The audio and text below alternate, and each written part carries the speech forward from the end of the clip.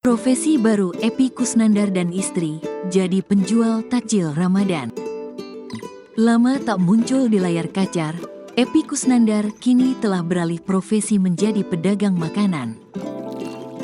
Di bulan ini, Epy Kusnandar dan istrinya memanfaatkan untuk berjualan takjil.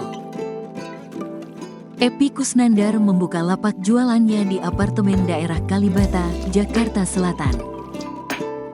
Momen Epy berjualan takjil itu diunggah di akun Instagram pribadinya. Dalam salah satu unggahannya, Epy terlihat tengah berjualan takjil buka puasa, mulai dari cilok, gorengan, kue basah, dan masih banyak lainnya.